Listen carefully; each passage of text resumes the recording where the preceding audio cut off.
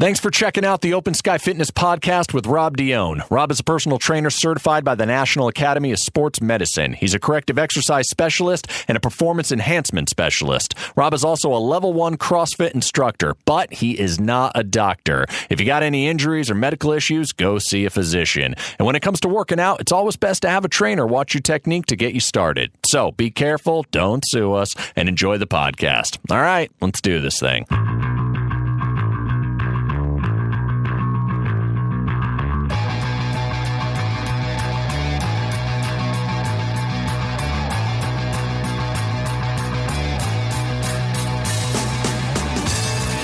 Hey guys, thanks for listening to the Open Sky Fitness Podcast. I'm Rob Dione, and I'm here to tell you that no matter where you are in your life, you can always be healthier. And we're here to help you get there. Okay guys, so if you have questions about your own health and fitness, or if you have questions that you want us to ask our guests for you, write us on Twitter and Instagram at Open Sky Fitness with the hashtag AskOpenSky. You can also email me, Rob at OpenSkyFitness.com, or go to OpenSkyFitness.com and you can leave a voice memo right there on the tab on the right side. All right, ladies and gentlemen, I have an awesome show for you today. So no Devin, I'm flying solo, but that doesn't mean we can't have a good time. I had a fantastic interview with a fellow named Niraj Naik. Niraj is the man behind SOMA Breath. I found him actually through a friend of mine that's also a podcaster, heard him on that show, was like, I got to talk to Niraj. I also have heard about him through the grapevine and the online, kind of fitness world, because Niraj is really etching out his own form of breath work and how that applies to health and wellness. But there's something before I jump into that conversation with Niraj. I've noticed something very, very significant in the last couple of years. And this past year in July, I went to an event called the Perform Better Summit.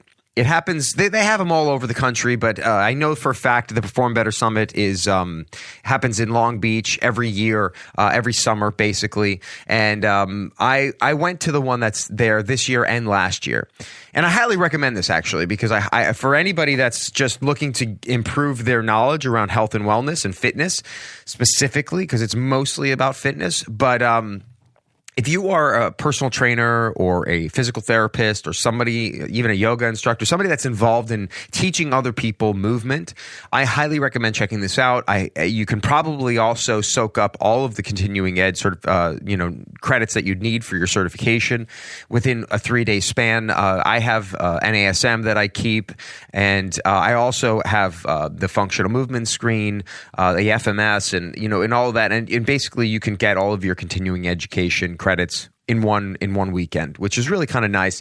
So that's one thing. But the other thing the reason I bring it up is because I've noticed going to this over the last year was the third one that I've gone to in a row, that there's quite a movement towards breath work and how it influences movement patterns, how it influences energy, how it influences just your overall mental state. Some of the people that I've, so like one of the women that I met there that actually I've had conversations with, we just haven't had a chance to set it up, is Dana Santis. She's a breathwork person that comes to the event every year, but also like even people like Jill Miller, who talks about diaphragmic work, and I've had her on the show a couple times. I've met her personally at the Perform Better Summit as well. There's just a slew of people really now focusing on breath, and a lot of professional athletes, a lot of people in the wellness field are leaning into this because it is highly impactful. So that's why I wanted to bring Niraj on the show, because I think that this has an impact not only on your physical health, your mental health, but your overall general health and how in which you function in the world. One of the things Niraj offers is this 21-day awakening. I think he calls it awakening breath journey. And it's interesting because it's not just about breath. It's also about mindset. It's also about setting goals. It's also about intentions, right? Does any of this sound familiar to you guys? Because we've been talking about this quite a bit. But when you encase it all together, when you create this like package of breathing, of fitness, of setting goals and thinking beyond the day-to-day, that's when you start having a much bigger impact on your life, right? That longevity of your life.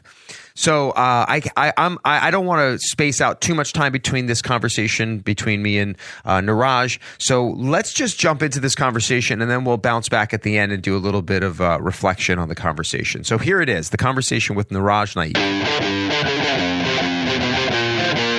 All right, guys, I have Niraj Naik on the line right now. Niraj has had quite the journey. He is a former pharmacist turned holistic health and breathwork expert. After he was diagnosed with an autoimmune disease that's considered to be incurable, Niraj was set forth on a journey to retake his health. He gained popularity as the Renegade Pharmacist, but because he pushed back against big drug company recommendations and had healed himself and helped many others restore their own health. His breathwork technique, SOMA, is very quickly growing in popularity across the globe, and we are lucky to have Niraj on the line with us right now to talk about his journey and how he can improve or help us improve our lives by being intentional with our breath. Niraj, thanks so much for coming on the show, man. I really appreciate this. Absolute pleasure being on the show. So you, like I said, have quite the journey, and it's not just pharmacist. You were also in the kind of the club scene for a minute, and so you've kind of bounced around. But you're almost like every single past journey for you has culminated to bring you to the place you are today. So yeah. So I think that's the case for everyone. Yeah, I guess that's true. I guess that's very true. But tell us a little bit about your history in how you became a pharmacist, what kind of the impetus behind that was, and why did you transition out of that? So I actually firstly I just did pharmacy as a degree at university without much awareness of what the profession was. And I always wanted to be a DJ. I wanted to tour around the world. I wanted to, run big events, parties and stuff. And I was quite successful at it. I ended up running a big event, a rave in the UK for like 3 years. And then I basically crashed and burned. Like I just got really very successful at a young age, big ego, and lots of, substances at the same time, combination for disaster. And it was also a time when a lot of weird things happened, negative things happened, where I lost the event, the venue had to close down, and it was all during the time I was doing my finals, and I had to make a choice. Do I go and finish my pharmacy degree, or do I go and salvage this event, which is really what my passion was? But my parents were like, no, you must finish your degree.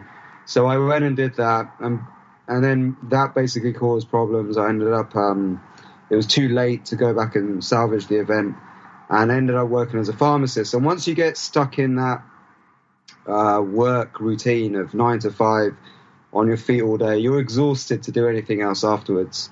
And then the last thing you want to do is work on a business. So you end up, going out drinking and all that stuff. So I was just downing my sorrows at the weekend, and every day I was just hating my life, hating everything. And I started to get really absorbed in the negativity of the world. And at one point I just had a nervous breakdown, and a close friend of mine, he took me actually kicking and screaming to a Tony Robbins event. And he bought me a ticket. I had no choice to go. I was totally skeptical about all this guru stuff. But I went, and actually it turned out to be one of the best things I went to. And on the last day, he talked about health for the first time, where I heard anyone articulate what it really means to be healthy and strong from the perspective of diet, nutrition, breathing, and things like that. And because at pharmacy, you don't learn any of this stuff. So I was all right, if I can use this on myself and get some results, it would be great if I can try this out in my pharmacy, because I got countless people come in who are sick, on drugs, and I was just so disillusioned with the whole profession, because I thought this was a spiritual profession. You're meant to be helping people, but actually I just felt like everyone was getting worse. They weren't getting much better, and we were just told to shut up and take the pills. So anyway, I started to change the pattern, and boom, within a few weeks, I had amazing testimonials coming back from people who were coming off their drugs. They're wondering what was going on. I came up with this system of delivering health information through healthy shopping lists, and I had amazing results. And that actually got me promoted to the head office of one of the biggest corporations in the UK. And I came up with this novel concept for delivering health information. 6 months into it, they shelved the idea. They thought it was too renegade.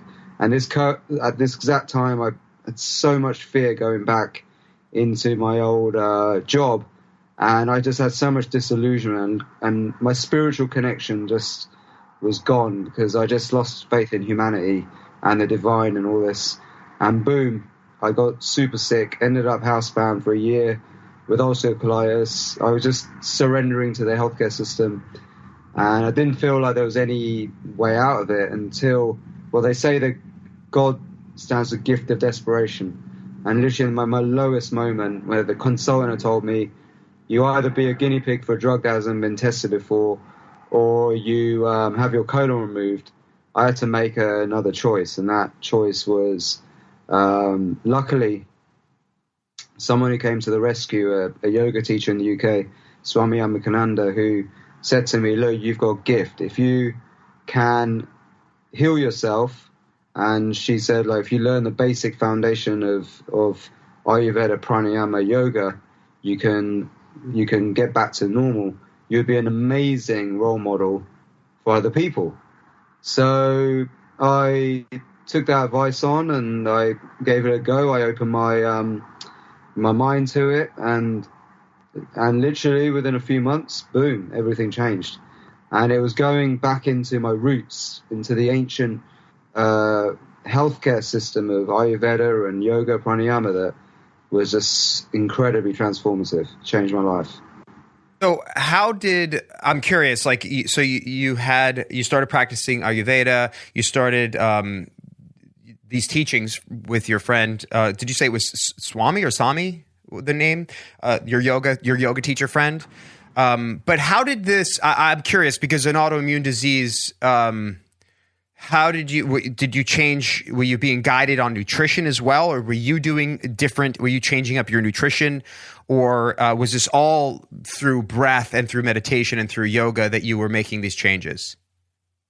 Yeah, so it is a holistic process, but It all starts with pranayama. Pranayama was really the easiest, fastest way to create a difference in your physiology.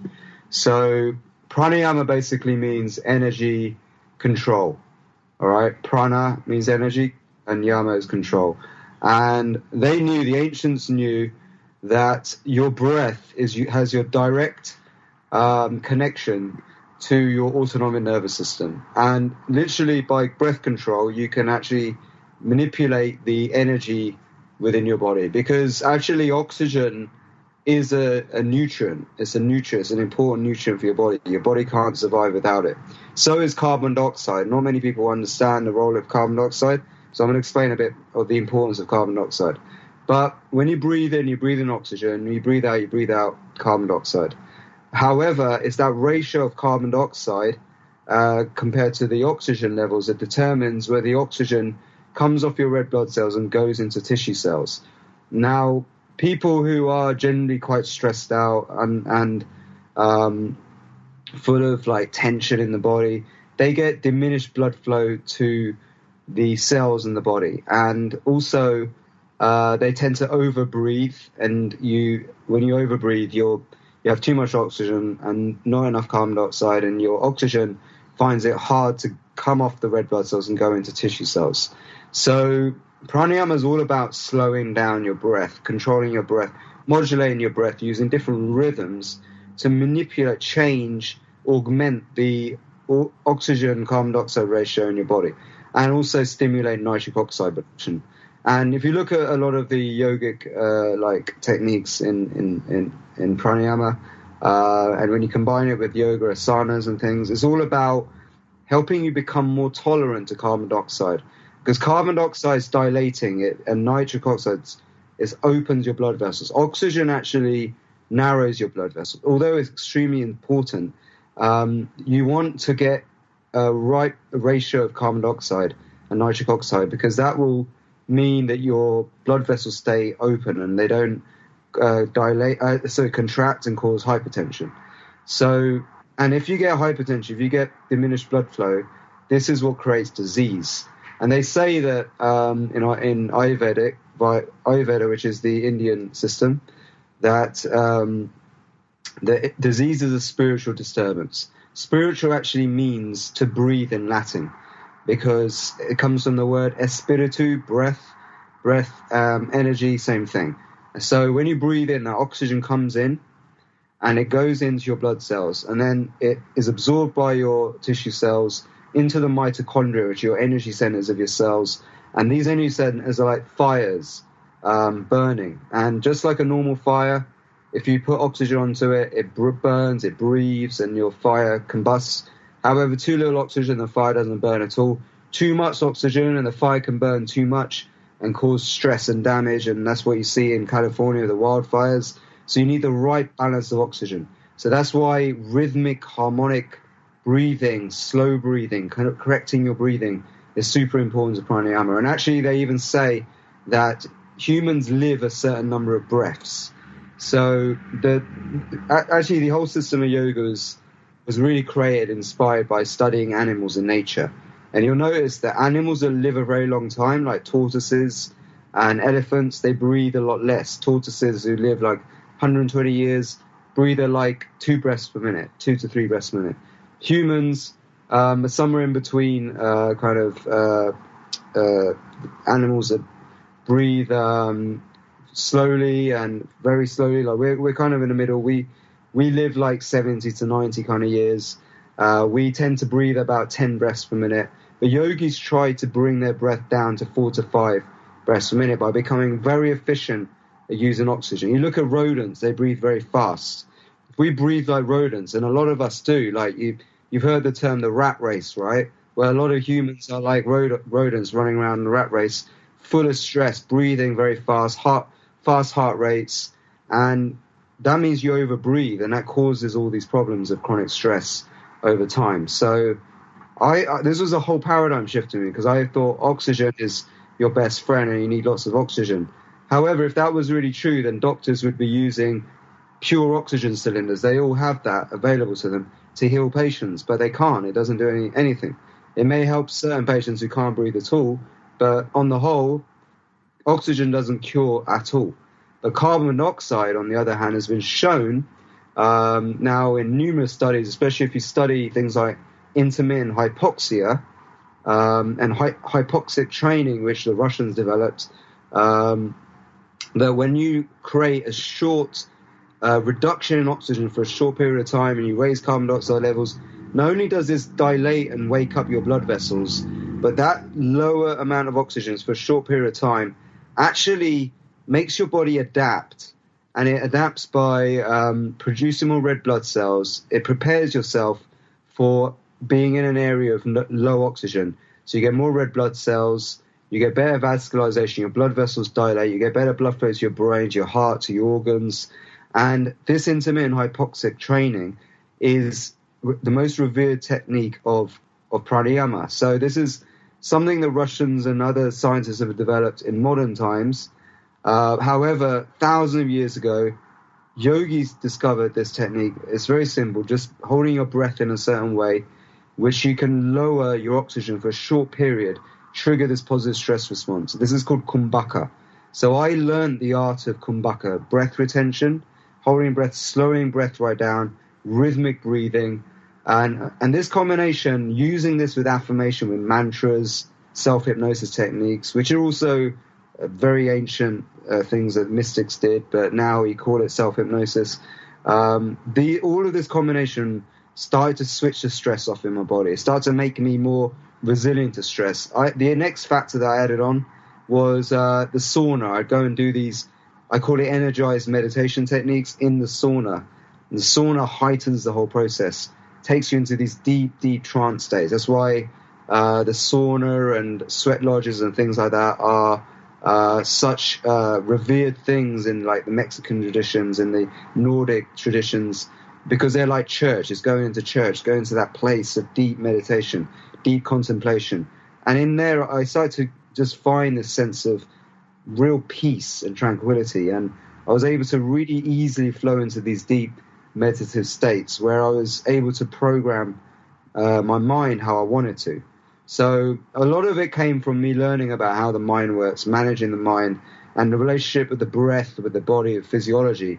Then the phase 2 on top of that was then the nutrition and the supplements that I discovered, and the diet that I went on to, which was much more paleo and keto. And actually, these things were very, very unknown. Like back in 2010, nobody talked about keto and paleo diets. But I was doing this because this is what cured me, because I learned that certain vegetables cause problems in the body, because a lot of plants don't want to be eaten by animals or humans. So they have protected things inside the cells that actually a lot of humans can't digest. So they cause immune reactions. You can read the plant paradox to learn more about it, and lectins and certain nightshade and root vegetables cause this. Very starchy vegetables can cause this if they're not cooked properly. So changing diet, eating a lot less, eating the right foods, breathing the right way. What happened was I ended up then going back into creativity, and I really tapped into the creative side of who I am, because that's really what I was born to do, was the music and creativity. And I discovered I could make all of this process more fun, the yoga techniques, the meditation techniques, the breath techniques, by combining it with music and using the music as a guide for the rhythms, because the breathing patterns require rhythms. Even the movements require rhythms. And that evolved into what I have now today, which is SOMA Breath, which has like become really popular around the world. I love it. I just either I'll interrupt you there, but that was great, because it gave thank you for that, by the way, because that was a really good kind of synopsis of what brought you to where you are today. And I definitely want to dive into SOMA, but I want to pick apart a little bit of what you talked about and some of the things that came up for me while you were talking, specifically talking about how we focus in the medical community so much on oxygen when the carbon dioxide actually plays a major role in our own personal recovery and our body's ability to start to adapt to certain things. And one of the things we talk about in fitness is the ability to adapt. Our body adapts to certain stresses. A higher carbohydrate intake, a higher, oh my God, how am I blanking on the word? Where, not oxygen, but what's the word? Please help me for a second. The higher... Carbon dioxide. Sorry. Okay. So blank for a second. The hypoxia, right? So if you have a higher carbon dioxide intake, you're triggering some kind of adaptation within the body, right? And it makes me think, it's interesting because it makes me think now intermittent fasting is actually quite popular these days. And the scientific studies behind it show that it's our body learns in a mode in which it's basically, in starvation mode, that it needs to basically self-regulate. And it's kind of somewhat similar in that, it's built into a lot of, it's so funny how the breath and also fasting is built into many religious structures. It's built into, centuries old ways of thinking and ways in which to take care of our bodies and our minds. And so I think there's quite a link here between the carbon dioxide intake, the kind of starving our body of something that it thinks it needs to trigger some kind of response in order to basically heal ourselves. And are you intertwining some intermittent fasting into some of this, or is it mostly in terms of the nutritional recommendations? I know that you had a blog on your website specifically about keto, but are you intertwining intermittent fasting as well? Yeah, 100%. So the entire yogic system, and if you look at all the shamanic cultures, you look at their practices, the principle of it, the philosophy is to go against the forces of nature, but for a short period. Not like to the point of where it kills you, but like going as close to that point as possible is where you're going to learn the most about life. So shamanic cultures would do extreme things, put themselves through extreme endurance and pain and torture almost to trigger massive changes and massive awakenings within the body. And the yogic system is the same thing. And actually, yoga's been totally taken out of context now. Like if you look at the yoga that they practice in the yogic military industrial complex, or whatever you want to call it, which is this huge like mainstream movement of yoga, which is all about aerobics and flow. It's totally the opposite of what yoga originally was. Yoga was just a few asanas, and each asana you'd use to the point of exhaustion, and you'd hold your breath into poses, and you do it to the point you can't do the pose any longer. So you'd see some, in certain areas of India, like yogis who can stand on one leg for hours and hours and hours. It's because this is part of the training, is like by going into the point of exhaustion, that stress, that hypoxia that you create by exhausting your muscles, or if you're holding your breath, what you're doing is you're triggering a period of low oxygen. All this positive stress, what it does is it activates very small embryonic stem cells in the body, in the bloodstream. And these are omnipotent cells. They have the power of God. They can go to any other, they can turn into any other cell. They can go to areas of information intelligently. They have an innate intelligence. And they can also go into the brain and stimulate neurogenesis and things like that. So the yogis somehow knew this. They understood this. And I'm now like getting some scientists to confirm this, but I'm pretty certain this is what explains my recovery, my ability to heal faster, and in our group on Facebook, we've like almost 10,000 people now. Just incredible like results on a daily basis. Some people regaining their eyesights, people changing their reversing their kind of chronic disease symptoms. People getting better cognitive function, more in the flow in their life, being able to have energy to suddenly do things that they haven't been able to do before, and all sorts of incredible results. Endurance going up. Recently Ben Greenfield used our technique, and he posted about it on Instagram, saying how it helped him discover a new meaning in his life, because it's such a powerful meditative process as well. So I've combined a lot of elements into this, and it has this, and so intermittent fasting is just one of the elements. But yeah, these are things that ancients have been doing for thousands of years. My grandma used to do intermittent fasting. She would even fast a whole day every week for years, and I was always wondering, why doesn't she eat on that day? Why isn't she eating? It doesn't make sense, and it would be according to the lunar cycle. And now it will make sense. Now all the science is coming out. So really, all we're doing is we're proving what they've known thousands of years ago. That's all we're doing. There were just these practices, exactly. So they didn't have the scientific research to be able to prove what they were doing was actually effective. They just did it. They felt the change, they felt the effects of it, and they just kept on doing it, and they would teach it and pass it down to the people that family or people in their communities. And that's exactly, it's interesting. I had a fella on my show, John Durant, who wrote the book, the Paleo Manifesto. You might have heard of him because he was one of the first. He was, Rob Wolf. He was one of the first guys out of the gate when it comes to paleo. I've had Dr. Lauren Cordain on my show as well, who is the godfather of paleo, and we're big believers in it. And he's and these guys, they really did dive into that world, head first. And one of the things that John talks about in his book is not just about paleo itself, but how cultures and religions were built around practices. The Jewish religion, the Jewish culture was built around washing your hands before and after meals. And lo and behold, people stopped getting sick.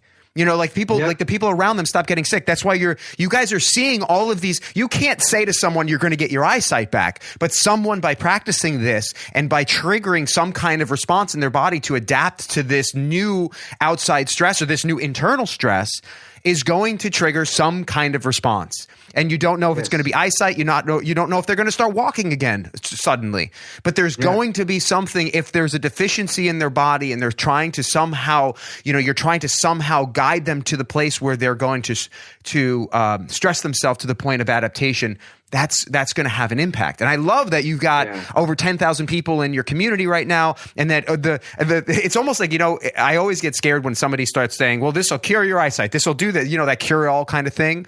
But with what you are doing, I've experienced, just because one of my things that I struggle with is anxiety. I think that's very common in today's society, and even depression. And I know that when I get on a regular practice of breathing and meditation, it curbs. It doesn't take it away necessarily fully but if there's that practice there, it gets further and further and further away from the surface. And I think that's what people need to, I think that's what they need to understand about the work that you do and the impact that it could potentially have on them. 100%. Let's talk about SOMA. Let's talk about SOMA. What is SOMA? What does it mean? And what is the practice? Because obviously, I think what happens with someone like you is that, and I don't mean to kind of put you in a box, but is that you have such a drastic thing happen in your life, and then you utilize all the things around you to kind of build this system that works best for you. And now your mission in life is to share the thing that you learned about you and say, this might help others. So, and that sounds like what SOMA is to you, and now it's that passionate thing that you're sharing with others. So can you tell us a little bit about what it is and kind of how it kind of came about? Like, what is the, there had to be like a kind of like a birthing aha moment that was, this is what I need to share.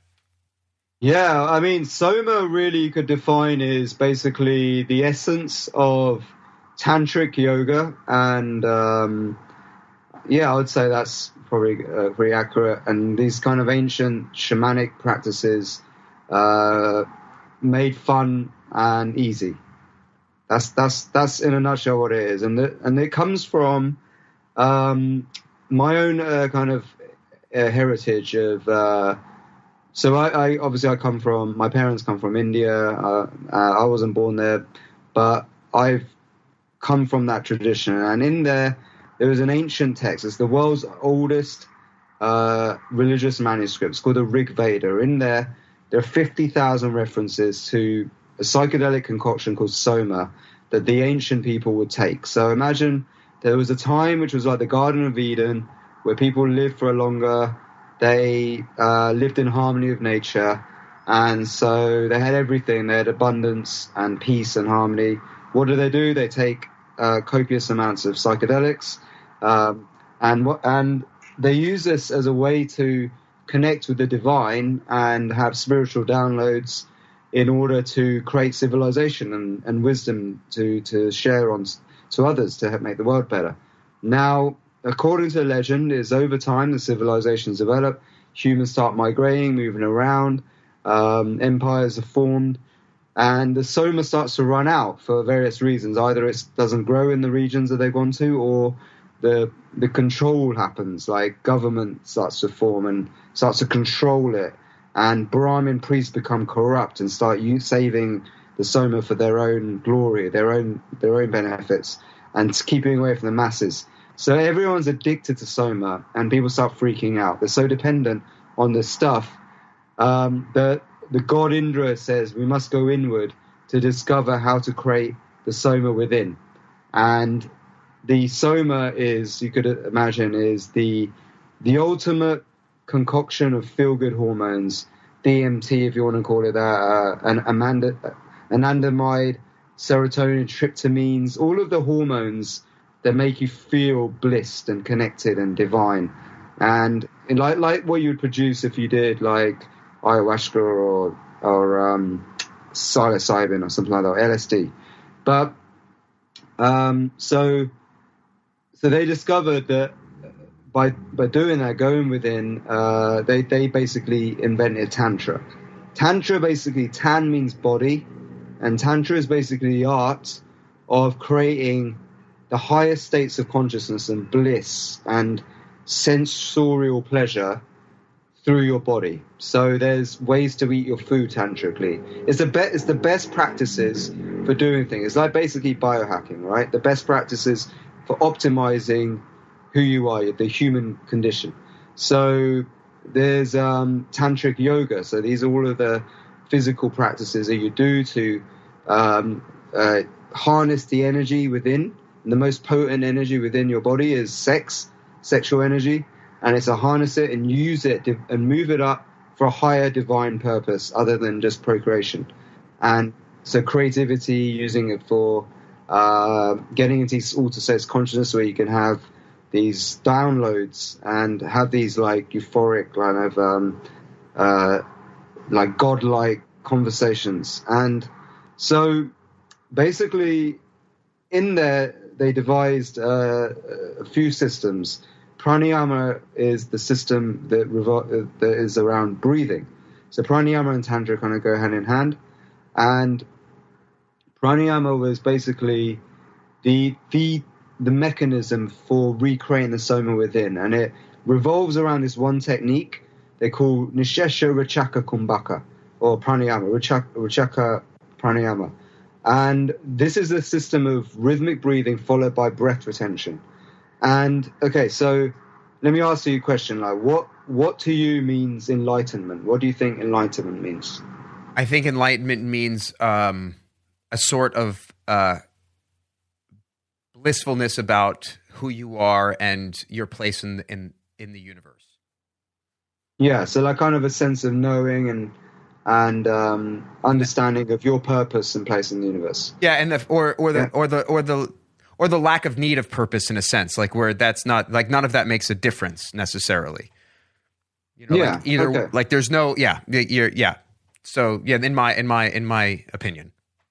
Okay, good. That's good. So actually, the definition that would come from this kind of tantric philosophy is that actually the idea is that when you become enlightened, it's waking up to the fact that we are all robots, okay? And we've been conditioned, and I'm going to tell you this is why I think a lot of people are already enlightened, even though they may think it's only within the reach of Buddhist monks who pray for thousands of years. No. Actually, I believe that more and more people are becoming enlightened every single day. The reason why is because it's this understanding that we are robots. The reason why is we're born into a world where we are programmed from our environment. From the moment we're born, even in the womb, we are conditioned. And what this does is it creates a hard disk that's full of hardwired imprints and programs. So it's really hard to say that we have any sense of free will, because for most people, they are living in a sleeping trance, playing out these habits and programs that are conditioned into us for the first 7 years of our life. And you can see a lot of life and people's actions are very predictable. That's how people make predictions and futures, and marketing people can look at things and even influence. You know, there was this whole Cambridge Analytica case where they were using Facebook to manipulate votes because people are so easily to hypnotize and so predictable. So the reason why is because we're conditioned robots from the moment we're born. However, when you become enlightened, you wake up out of that trance and you see the conditioning for what it is, and you have the awareness, the control to be able to go in and reprogram so that you can change that condition into what's more aligned with your true will, and you can discover your true will, your true nature, which is what you were saying, your true nature, your place in the world. For some people, that might mean a complete peace of not doing anything. Others, it might mean suddenly they are filled with this motivation to do something for the greater good of humanity or something. But it's your true nature starts to come out, and that's when you become enlightened, in my opinion. And that's based on many sources and reading a lot of people's opinions from the 60s consciousness movement, when they're experimenting a lot with things like LSD and consciousness, Timothy Leary, people like that. And it makes a lot of sense because one of the techniques of enlightenment is this meditation. The meditation where you just drop into a state where you're just becoming aware of your thoughts, and you're doing this by either becoming just observing your breath in and out, or you just focus on a single point, like maybe a tone, like a singing bowl, or just a sound, like in the background sound, where all of the thoughts start to calm down and you go into a calm, relaxed state. And through that, over time, you're going to have less desire, and you start to wake up to your true voice, the true conscious, subconscious voice. And so the thing is, that's really hard for a lot of people to get to that no mind state. However, with breath techniques in pranayama, you can get to that no mind state very easily. And this same process is actually what creates the intermittent hypoxia at the same time. So when you hold your breath for a certain period of time, okay, on the exhale, so this is called rechaka, is when you hold your breath on the exhale, rechaka kumbhaka. What happens? So basically, when you breathe in, the idea is thoughts are created by breath. So when you breathe in, you're inspired. Immediately, you get full of thoughts. When you breathe out, you expire. Okay, that's inspire and expire. Actually comes from the Latin root meaning of the word spiritual, which is to breathe, as I was saying before. So when you exhale fully and hold your breath and just drop into a relaxed state where you're holding your breath, you'll find that you'll go very quickly into this no mind state. And in this no mind state, because you're holding your breath, thoughts don't appear very quickly. And you can bring yourself into single focus on the music, because I use this music to guide you into that state. Magic starts to happen. People start to get this incredible, blissful feelings. And over time, if you hold your breath for long enough, you lower the oxygen. Harvard scientists have shown this already, that DMT is used endogenously to stabilize cells when they're in periods of low oxygen. So when you lower the oxygen, when it gets to a certain period, DMT can start to wake up, and all these feel-good hormones start to wake up, and you get this euphoric state of oneness and connection with the divine. So what was the SOMA, right? And the breathing techniques is basically in some ways kind of like LSD or ayahuasca, a gateway into another kind of realm of consciousness and thinking for ourselves that maybe we weren't attuned to or aware of in our normal day to day, where we're kind of on the go, consciously, kind of checked out.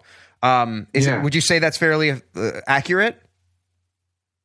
Yeah. So yeah, I think you're pretty spot on. And this is because the reason I wanted to make sure that I'm accurate in that is that I have some friends. I have quite a bit of friends who have tried the ayahuasca trips. A buddy of mine went down to Peru. I have some friends in LA that you can do this in LA. You can actually go to one of these, a house where there's a practitioner who administers a certain kind of drug. I don't know exactly what they do, but it's not LSD and it's not ayahuasca, but it's something else that triggers the same kind of response, right? That response that everybody's looking for, because everybody wants to tap into a different level of consciousness to get the hell out of their own way. I mean, there's exactly what you're talking about, that hardwiring that was created for us when we were from 0 to 7, right? That is something that we have to, if we don't understand that it's there, we can't change it. And so we have to consciously, and I think that's where you're going with this. And it's interesting because I watched a lot of the videos of the people's experiences when they were doing your training and going through the techniques, because they just like, oh, I know what my life's purpose is now. It's almost like they just like, oh my God, they're if you look at their eyes, they look like they're high AF. Yes. Like they are totally kind of blissful. It's kind of hilarious, but at the same time, kind of like, wow, like these people are in it, right? They're experiencing this. And this is not something that most people on the regular who are doing the 9 to 5, who just show, who have maybe a cocktail or two after work to unwind have access to.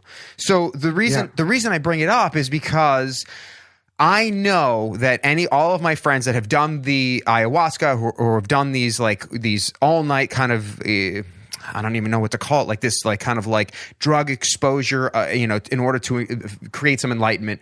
The work happens once you know. The work happens once you're aware.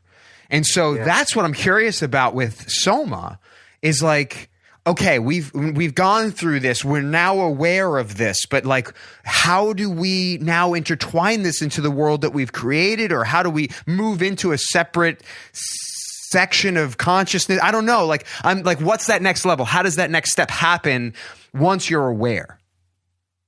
Yeah. So I just believe what happens is when you start to become your own programmer, and if you imagine that, let's imagine that a computer, when you buy it for the first time, there may be a bunch of programs that are installed on it already that slow your computer down, and they're not really what you want, and they don't give you the results that you want. So you have to upgrade it. Now, just like that, we are born with a bunch of programs in our mind, in our hard disk, which we don't need. So, and they're not serving us. They're taking us down the wrong path. With these supercharged, energized meditation techniques that we've got in SOMA, you actually it's like wiping your hard disk clean and then reprogramming it with new programs. That's literally what you can do. And it's a very powerful form of self-hypnosis. And what happens is just you get clear, you get clarity. It's hard to explain until you do it. But people start to just go into this divine state of flow. Like I feel, it's like you feel almost like there's this thing in your presence that starts to guide you, and you start becoming lucky. Like that's one thing I get a lot of feedback from is like people suddenly getting really lucky in their life. Like things just fall into place. What they want, their ideas start to just manifest into real tangible things, and people start attracting the things that they really want. These are just things to expect because it's like you're running a new computer now. It's like running your new operating system. So, when you got a new operating system, you can suddenly do a lot more stuff, and you get aware of things and new abilities that you didn't think you had. And it all actually comes down to the fact that I think we're waking up stem cells during it, and we're increasing blood flow to the brain.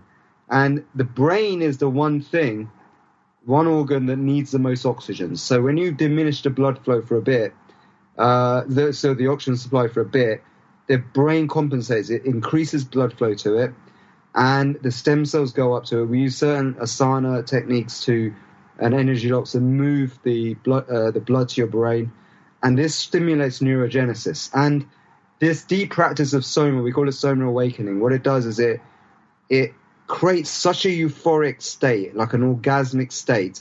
They've shown scientifically the state of orgasm is the number one state for brain change to occur. Enlightenment really is the understanding that we can change our brain, the shape of our brain. And when you become enlightened, you have this awareness of the ability to change your brain, which means that you can change reality, okay, based on what you desire, by understanding that all you need to do is to really focus on and have clarity about what it is that you want to attract.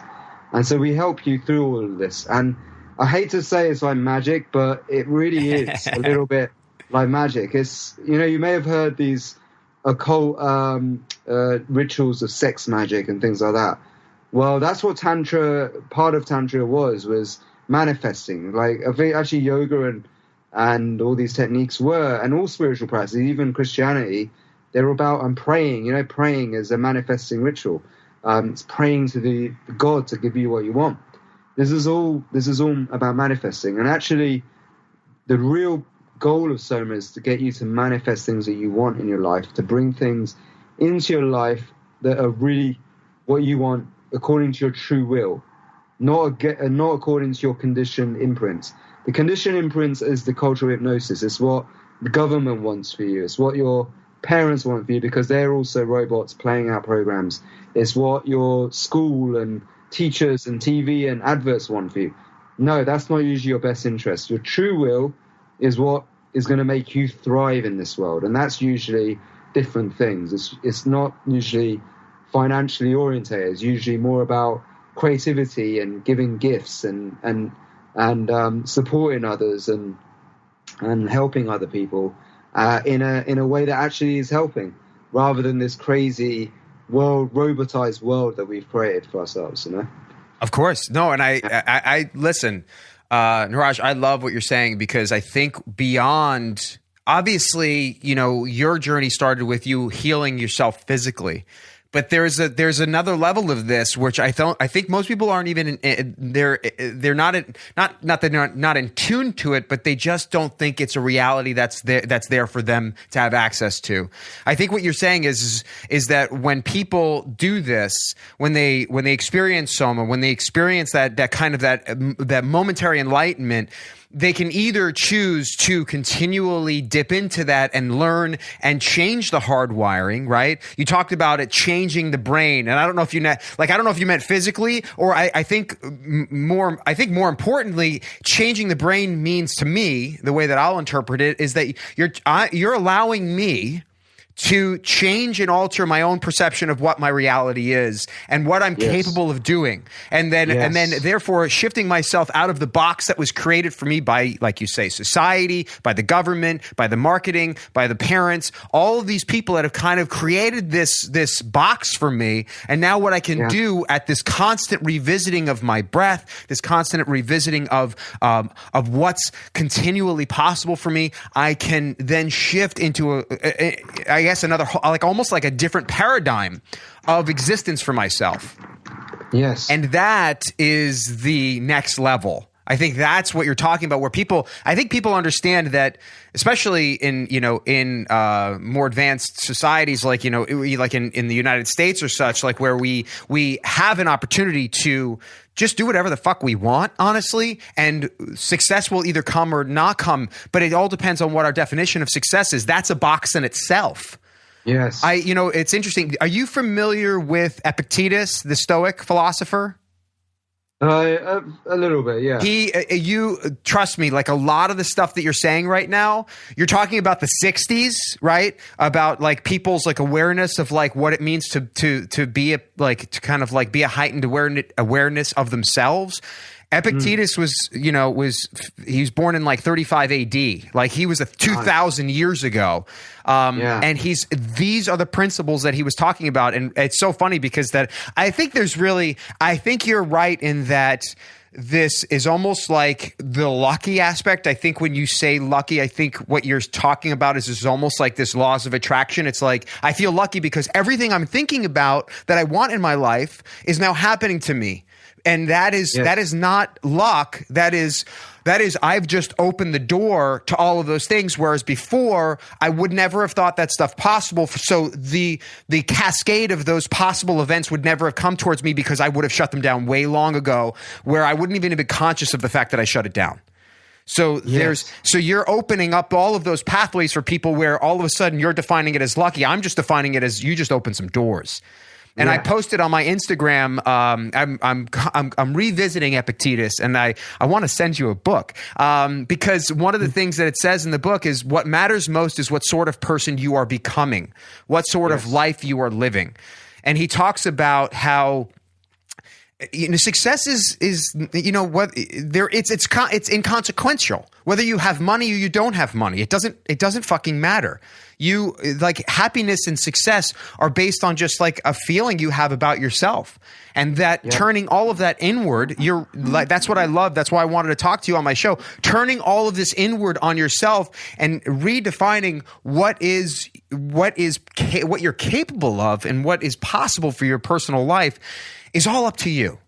And there's no real confines to where you can go and what you're willing to what you can take yourself to. And I think that's where Tony Robbins inspired you a little bit. But you're like, where the fuck did this guy get such a that's like so big? And it's not just about money. It's about like there's so many pieces of it, and it all comes down to you and your self-belief in you.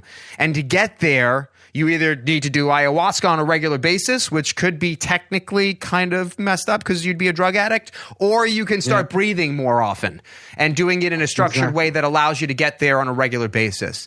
And that's what I love about Soma. So, it all comes from within. It's all natural. Yeah. Comes from within, no side effects. Yeah. And it has multiple benefits because it's got the meditation benefits as well as the physical internal enhancement benefits of your cardiovascular system, your brain health, and all those things. Yeah.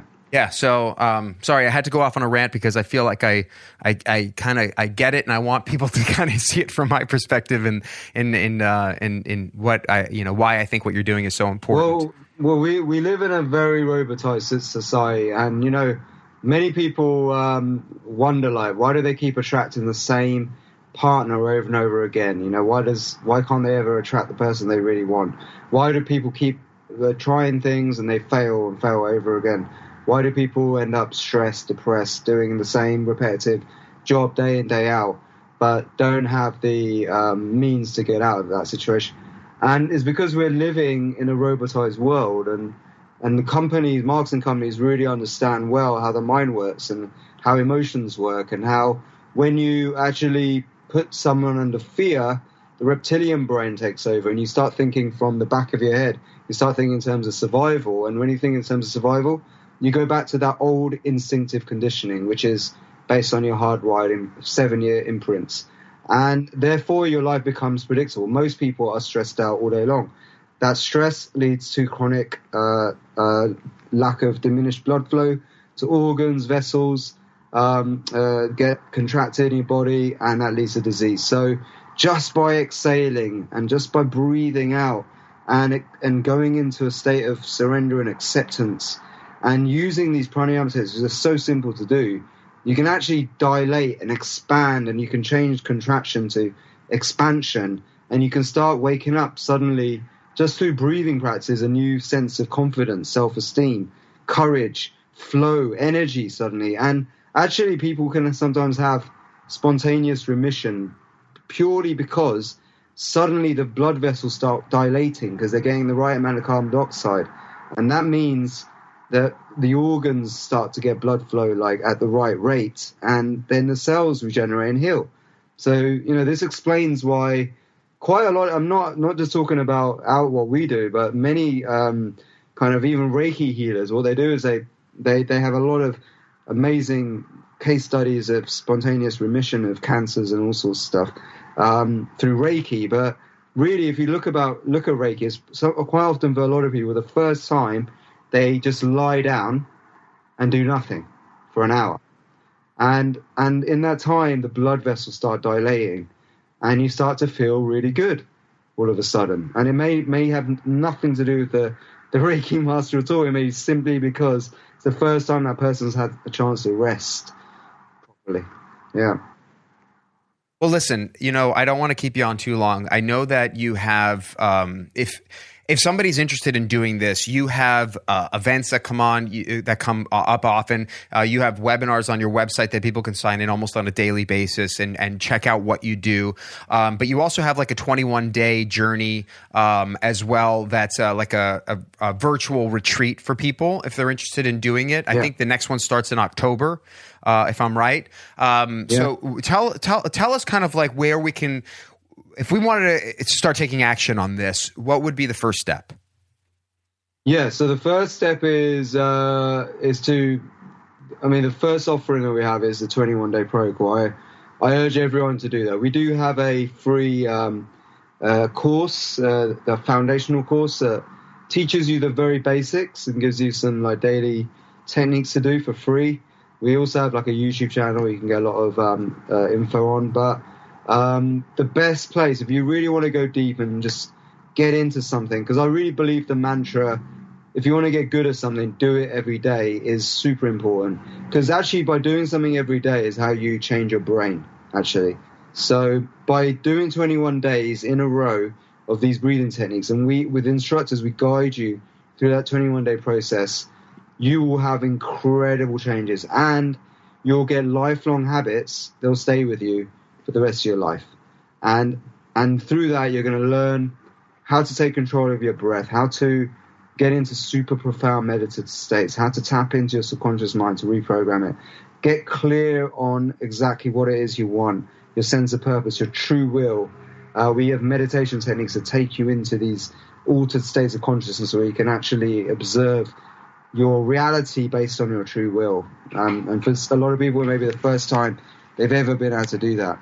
And it's all guided by an instructor. We also then have an instructor training where if you want to be an instructor, if you want to go out there and just help people, transform people, either online. You can even do it at retreats or festivals.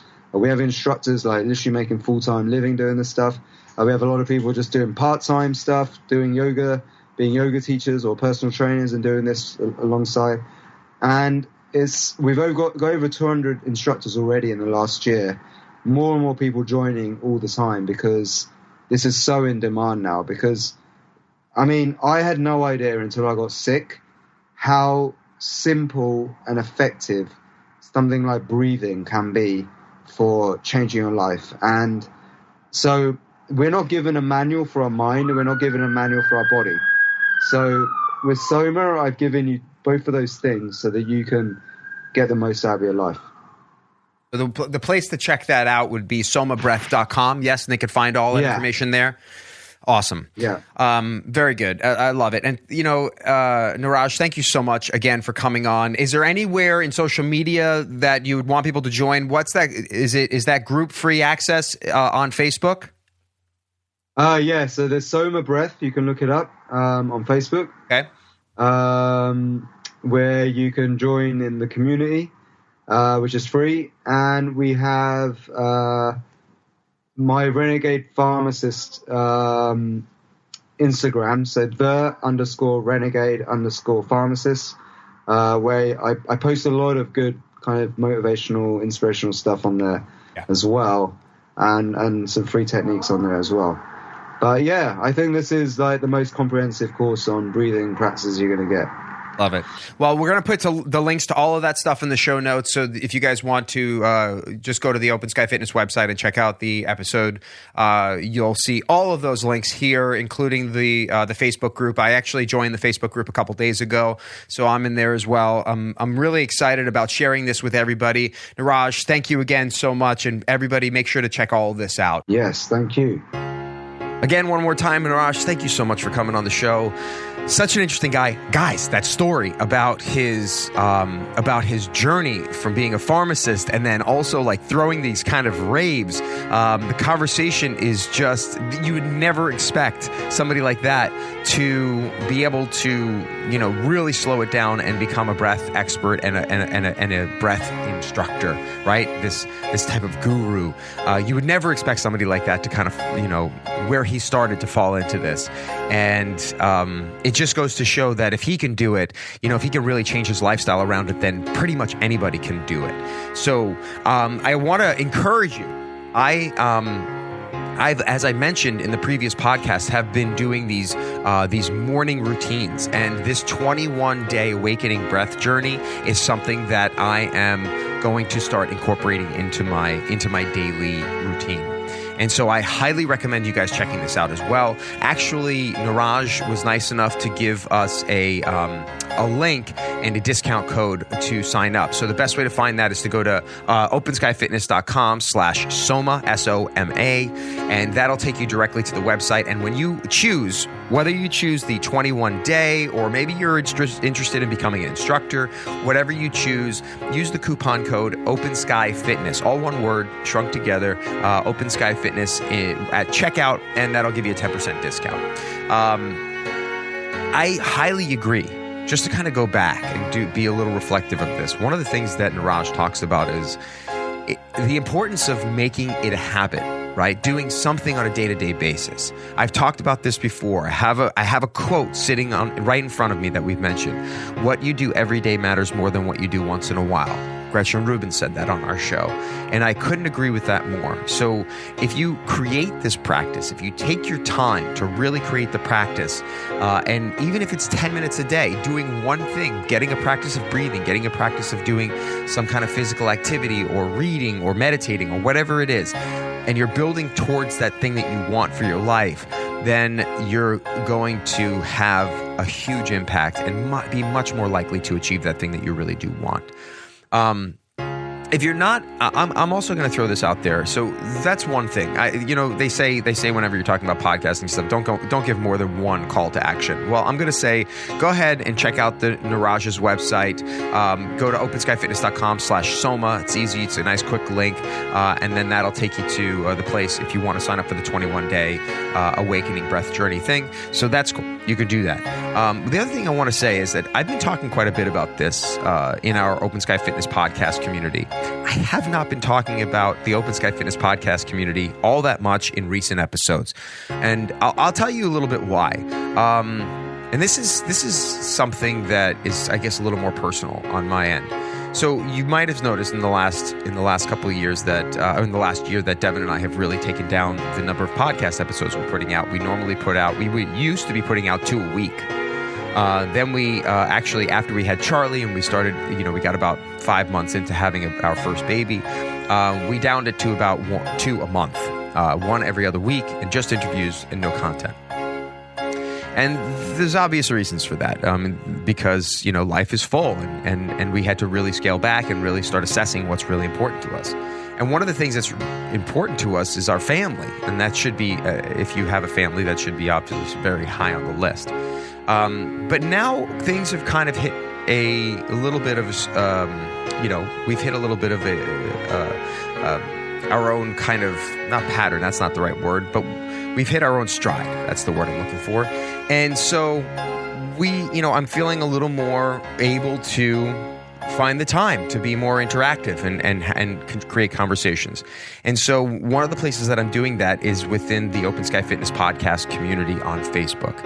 And so one of the posts I'll just talk about right here is understanding the reason why you need to succeed. There's something that Niraj talked about in this episode, which was what made me think about that. He said, talking about when you're doing this, let's say the 21-day awakening, it helps you come up with a sense of purpose. And this is, I think, what most of us are missing in our life. Right now, most of us are playing defense in our life. We're basically reacting. We're reacting to the stresses of work. We're reacting to having to drive our kids, to and from school or some sporting event, or our friends inviting us out or something, right? Bills that are coming in, expenses that pop up, right? We're being reactive in our life. And that's, we're just doing our 9 to 5. We're on and when we're doing that, we're basically on just this wheel that's going nowhere. And we're just, with that capacity, we're expected to be able to handle all the other stuff. And for some people, maybe that's all they ever desire in life, is to just be reactive. But I think for most of us, we do want more. We want something else. And we don't maybe know what that is, but we know we want something else. And so for a lot of us, we attach it to maybe 3 things. We attach it to wanting more money, we attach it to wanting more love, or maybe we attach it to wanting to help other people. And if you don't understand what your purpose is in life and what your desires are in life, and then being able to go beyond that and say, what is it truly that I want for myself in my life, you're going to be struggling for a long time, because you're not going to know where it is that you're heading. So basically, at all times is going to feel like you're firing in about 1,000 different directions, because you don't really know what direction is the right direction. And so one of the things that I mentioned recently in the podcast group is, I asked the question, I'll just read the post to you. I said, why do you need to succeed? Health, wealth, happiness. What is your purpose behind trying to achieve those things? Whether if losing weight isn't a purpose, wanting more money isn't a strong enough reason to work so hard to succeed, find your purpose and you will untap the power to succeed. And so that's what I want to challenge you guys to do. And maybe it comes from doing this 21-day awakening, breath journey. Maybe that's where it comes from. For me, a lot of what my purpose is coming from my morning routine of reading in the morning, journaling, and meditating. And again, one of the things that I'm going to add to this is now the breath work, because I think it's going to add another level, and that's what I'm looking for. And so whether it be just waking up in the morning, maybe doing 5 or 10 minutes of reading and then journaling and then breathing, it's really up to you. But unless you really start to make this your mission, if you don't know what you want for your life, your mission should be to figure out what you want for your life before just trying to like jump into some kind of like goals. Interesting conversation again within the podcast community was, I'm going to say just first names, but I'm not going to say last names because I don't think it's appropriate. But, you know, one of the fellas in there, Derek, mentioned that money is actually a very strong reason, a very strong purpose. And I disagreed with him, and we're having a healthy conversation around it. And I disagreed with him because I don't believe that money can be your purpose. It could be one of the things that you're striving for that will help you achieve the thing that you want. Right. So if you want a house and a home and a family, right, and you know that money is one of the things that you're going to need in order to have that, well, then the purpose is to have a really happy, healthy family. And the goals can be benchmark goals of achieving certain amounts of success. But money, money is something that if you chase money, it'll always run faster. But if you chase your purpose, the money will chase you. And so if you're not willing to chase your purpose and only chase the money, you're going to live your life exhausted because you're chasing something that's faster than you, something that will always elude you. The money's always there. You just have to focus on the things that bring you purpose, that bring you joy, and the money will basically come. And you have to trust that. And all the people that you know that are wealthy, unless, of course, and there's a little caveat to this, unless, of course, the money brings you joy and the chasing of money brings you joy. I do know people like that and that seem to me to be truly happy. But it's all with the purpose of enjoying their life with their family and experiencing life. So I think maybe it's not, they do enjoy the money aspect of it, and you can tie that together, which is totally fine, but the money can't be all of it. And so I just want to differentiate that. So, and the same thing comes for health when you're talking about losing weight. If the goal is to lose weight, it's not a great goal. The losing weight can be a byproduct, just like making money can be the byproduct of having a real purpose in life, to live a healthy, well-rounded life, of eating healthily, having exercise. Like, people don't generally just want to lose weight and not a change in lifestyle. They want the change in lifestyle, but what they do is they focus on the losing of the weight and not the changing of the lifestyle. Once the lifestyle changes, the weight will match it. The fitness of your life will match it. If you start transitioning your life into that lifestyle rather than just focusing on that one thing as your goal, being weight loss. So I hope that makes sense. I think that it does. Again, the reason I brought this up is two things. One is because I do think that finding your purpose is really important, and I think you could do that by taking a look at Niraj's 21-day awakening breath journey, going to the website to do that. And then the other thing is that if this sounds like a conversation that you're really interested in continuing on with, and this sounds like maybe the way in which you want to start reframing your mind around wellness, then go ahead and request to join the Open Sky Fitness podcast community on Facebook. It's a closed group. You have to request to join to let you in. There's a couple of questions there in terms of getting in, but generally I admit everybody. And the only rule is just, don't be an asshole. You want to just be as open as possible to philosophies on how to improve your life, and I'm cool with that. So I want to invite all of you to join us there. And that's it, guys. I hope that you enjoyed this episode, and hopefully we'll see you very soon listening to the next installment of the Open Sky Fitness podcast. Guys, thanks for listening to the show. Tune in next week. We have another awesome Open Sky Fitness podcast for you. All right. Thanks for listening to the Open Sky Fitness podcast. Please check us out on Instagram at Open Sky Fitness, where you can follow Rob, link to the podcast, learn about upcoming guests, and post questions for him. You can also ask us questions about your own health and fitness, and we'll try to answer them on the show. For our blog, show notes, and more information about training with Rob Dione, go to openskyfitness.com. Our music is by H. Scott Salinas. You can check him out at hscottsalinas.com. So for Rob Dione and the rest of the Open Sky Fitness team, this is Jeff Meacham saying that no matter where you are in your life, you can always be healthier. And we're here to help you get there. All right, I'm done.